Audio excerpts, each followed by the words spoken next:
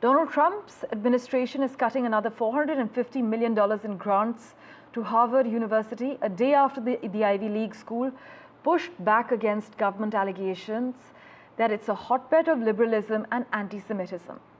In fact, in a letter to Harvard on Tuesday, a federal anti-Semitism task force said Harvard will lose grants from 8 federal agencies in addition to $2.2 billion that was previously frozen by the Trump administration.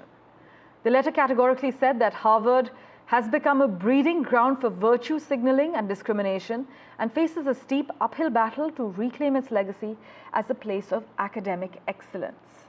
By the way, hours after the latest cuts, Harvard filed a legal challenge to several sanctions imposed by the Trump administration in recent weeks.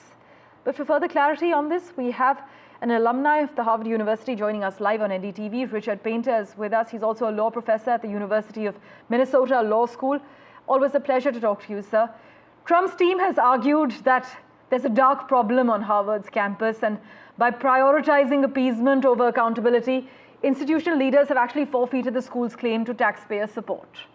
As an alumni, take us through what's going on beyond the political rhetoric and also the reactions to this latest cut.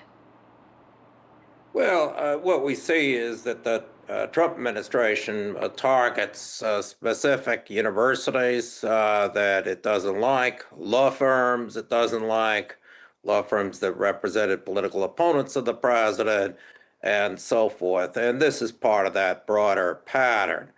There are definitely issues we need to deal with in higher education in the United States, including anti-Semitism, racism, a lot of issues we need to deal with in all of our universities.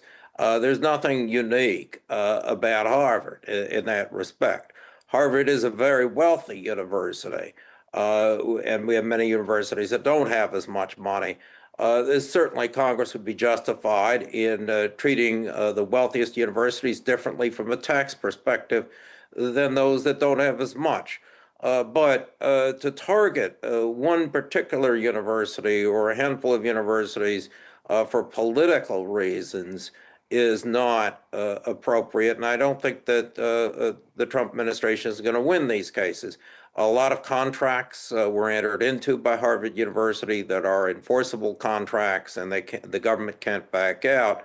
If the government doesn't want to award new contracts, that's a different issue, and the Trump administration might be able to get away with that. But once again, this is an approach which is highly selective, saying, well, we're going to target Harvard and not the University of Chicago or other well-known universities, and it appears to be political retribution. At some point, I think Congress is going to want to tell the president, we need to deal with the issues in higher education. The cost of higher education in the United States is astronomical. And we have a lot of underfunded universities throughout the United States as well.